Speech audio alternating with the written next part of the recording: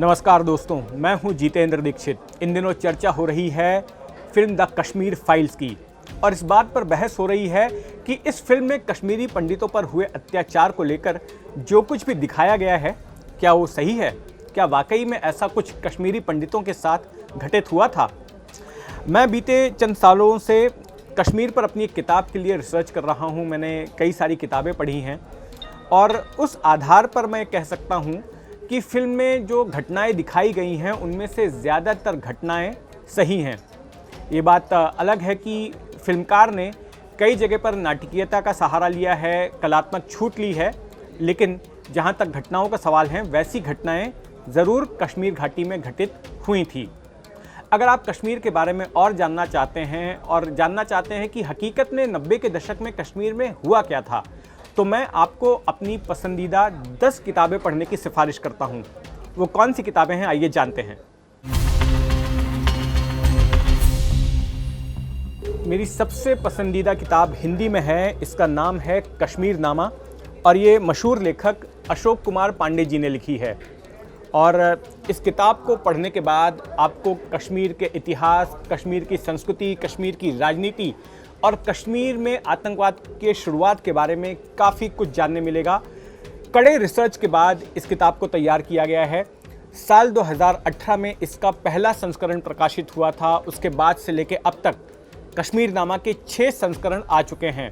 हिंदी में कश्मीर पर इससे बेहतर और कोई किताब नहीं लिखी गई। तो अगर आप हिंदी में कश्मीर पर पढ़ना चाहते हैं तो इस किताब को ज़रूर पढ़ें। मेरी दूसरी पसंदीदा किताब है कर्फ्यूड नाइट, जो कि अंग्रेजी पत्रकार बशारत पीर ने लिखी है।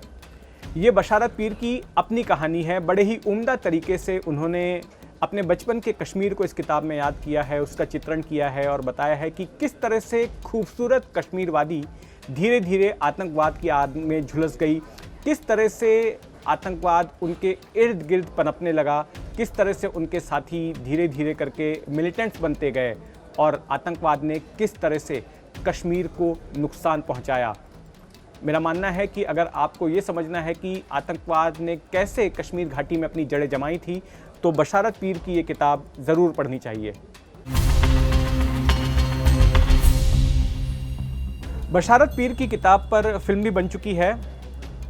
उस किताब की कहानी एक कश्मीरी मुस्लिम के नज़रिए से थी, लेकिन एक और अंग्रेजी में किताब आई जो कि एक कश्मीरी पंडित के नज़रिए से लिखी गई है और ये किताब है our moon has blood clots, जिसके लेखक हैं अंग्रेजी के पत्रकार राहुल पंडिता।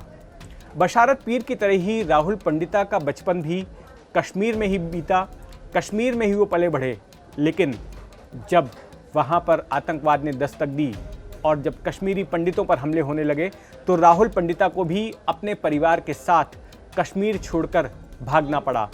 इसमें उनके संघर्ष की कहानी है, उनके दर्द की कहानी है और उनकी कहानी के बहाने उन्होंने तमाम कश्मीरी पंडितों की कहानी कही है कि किस तरह के जुल्म उन्होंने सहे थे और कश्मीर से निकलने के बाद आगे उन्हें किस तरह से संघर्ष करना पड़ा था।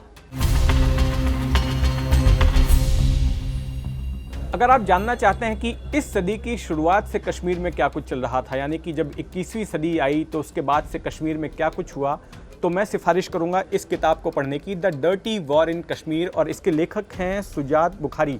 दरअसल ये किताब के तौर पर नहीं लिखी गई थी, ये सुजात बुखारी के लेखों का एक संग्रह है जो उन्होंने कश्मीर समस्या पर, कश्मीर घाटी में जो कुछ भी चल रहा था उसको लेकर जो तमाम उन्होंने रिपोर्टिंग की थी और जो लेख लिखे थे उसका ये एक संग्रह है। और सुजात बुखारी एक बेहद सम्मानित पत्रकार माने जाते थे कश्मीर में, एक उदारवादी पत्रकार माने जाते थे। मैं थे शब्द का इसलिए इस्तेमाल कर रहा हूं क्योंकि जून 2018 में आतंकियों ने उनकी हत्या कर दी। वो जिस तरह की सुलह कराना चाहते थे, अलग अलग पक्ष जो एक दूसरे के साथ संघर्ष में थे उनको एक साथ एक मंच पर लाने की कोशिश सुजात बुखारी कर रहे थे, उनके बीच आपसी बातचीत करवाने की कोशिश कर रहे थे और ये कुछ लोगों को पसंद नहीं आया और ऐसे में उनकी हत्या कर दी गई। लेकिन उन्होंने जो कुछ भी लिखा है वो बेहद उम्दा है और विचारोत्तेजक है, इसलिए मेरा मानना है कि इस किताब को ज़रूर पढ़ना चाहिए, the dirty war in Kashmir. मैंने आपको राहुल पंडिता की किताब our moon has blood clots के बारे में बताया, जिसमें कि राहुल पंडिता ने अपनी कहानी कही कि कैसे जो है कश्मीरी पंडित होने के नाते उन्हें कश्मीर छोड़कर भागना पड़ा और आगे किस तरह से संघर्ष करना पड़ा। लेकिन वो किताब अंग्रेजी में थी।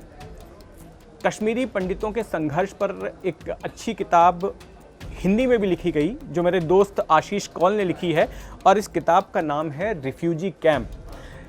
इस किताब में फिक्शन के ज़रिए, ये काल्पनिक किताब है लेकिन रियलिटी बेस्ड है। इसमें अभिमन्यु नाम का एक किरदार है जो एक कश्मीरी पंडित लड़का होता है, और जहाँ तक मेरा मानना है, जितना मैं आशीष कौल को जानता हूँ, तो ये किताब उनके अपने जीवन से प्रेरित है।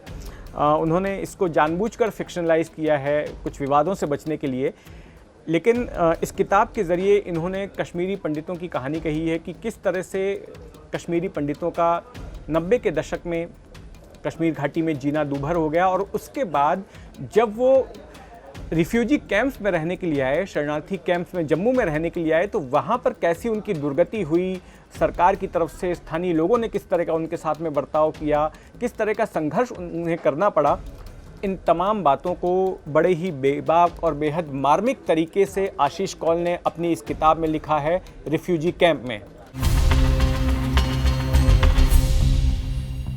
कश्मीर के हालिया इतिहास में एक बड़ा नाम रहे हैं जगमोहन, जो कि कश्मीर में गवर्नर थे उस दौरान जब वहाँ पर आतंकवाद की शुरुआत हुई थी, जब कश्मीरी पंडितों का पलायन शुरू हुआ था। और उन्होंने अपनी आत्मकथा लिखी है, माई फ्रोजन टर्बुलेंस इन कश्मीर। इस किताब में उन्होंने शुरुआत में कश्मीर की संस्कृति के बारे में परिचय दिया है, वहाँ की परंपराओं के बारे में, वहाँ के इतिहास के बारे में काफ़ी शोध करके जानकारी लिखी है, और इसके साथ साथ उन्होंने अपना पक्ष भी रखा है, क्योंकि कश्मीर में एक ये नैरेटिव भी है कि जगमोहन ने ही वहाँ पर जो पलायन था उसको फैसिलिटेट किया था, कश्मीरी पंडितों को जानबूझकर भगाया गया था। तो ऐसे में जगमोहन जो है अपनी खुद की कहानी, अपना नज़रिया इस आत्मकथा में लिखते हैं। इस किताब को पढ़ते वक्त काफ़ी कुछ उस दौर के बारे में पता चलता है, लेकिन एक बात ध्यान रहे कि अक्सर आत्मकथाएँ जो है वो खुद को क्लीन चिट दिए जाने के लिए लिखी जाती हैं, या फिर जीवन के अंत में जब कोई आत्मकथा लिखता है तो अपने गुनाहों को कबूल करने के लिए भी लिखता है। अब ये पाठकों को तय करना है कि वो इस किताब को पढ़कर क्या सोचते हैं। कश्मीर पर एक और दिलचस्प किताब है, a dissolution called peace, voices from Kashmir. दरअसल ये लेखों का संग्रह है, और इसमें जो बात मुझे दिलचस्प लगी कि इसमें कई सारे ऐसे लोगों की कहानी है, उनकी आप बीती है, जिन्होंने की मिलिटेंसी ज्वाइन की थी, जो आतंकवादी बन गए थे, फिर उसके बाद उन्होंने आतंकवाद छोड़ दिया और एक सामान्य ज़िंदगी जीने की कोशिश की।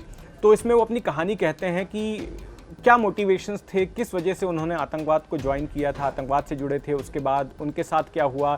इसमें ऐसे लोगों की भी कहानी है जो कि जब आतंकवाद से जुड़े और भारत की सिक्योरिटी फोर्सेस ने जब उन्हें पकड़ा तो उनके साथ किस तरह का सलूक हुआ, किस तरह का बर्ताव किया गया, और वो अपने टॉर्चर की कहानी भी कहते हैं, किस तरह से उनसे पूछताछ की जाती थी।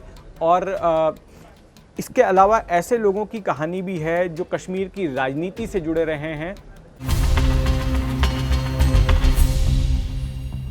कश्मीर पर कश्मीर लैंड ऑफ रिग्रेट्स नाम की किताब भी काफ़ी ज्ञानवर्धक है।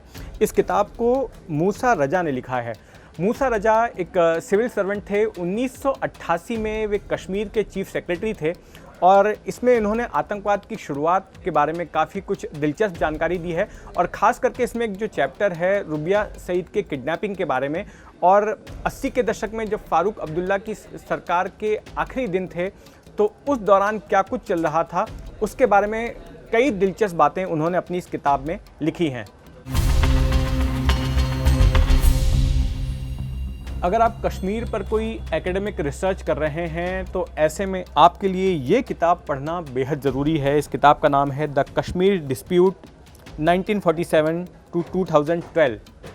इसमें 1947 से लेकर 2012 तक के कश्मीर के इतिहास पर बहुत ही डिटेल में जानकारी है, बहुत ही विस्तृत जानकारी है। और इस किताब को एजी नूरानी ने लिखा है, जो कि वकील हैं, एक संवैधानिक जानकार हैं, पॉलिटिकल कमेंटेटर हैं, और कई बड़े अखबारों के लिए बतौर कॉलमिस्ट काम कर चुके हैं।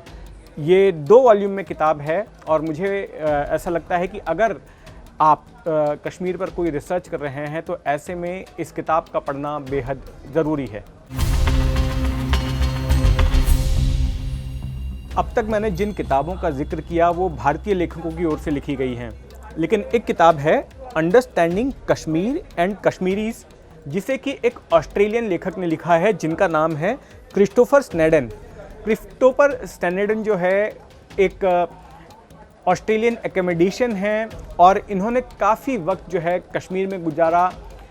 पाक ऑक्यूपाइड कश्मीर में भी ये काफ़ी वक्त रहे अपने इस किताब की रिसर्च की खातिर, और इस किताब को उन्होंने बड़े ही ऑब्जेक्टिव तरीके से लिखा है और किताब को पढ़ने के बाद कश्मीरी लोगों के बारे में, कश्मीर के बारे में काफ़ी कुछ जानने मिलता है।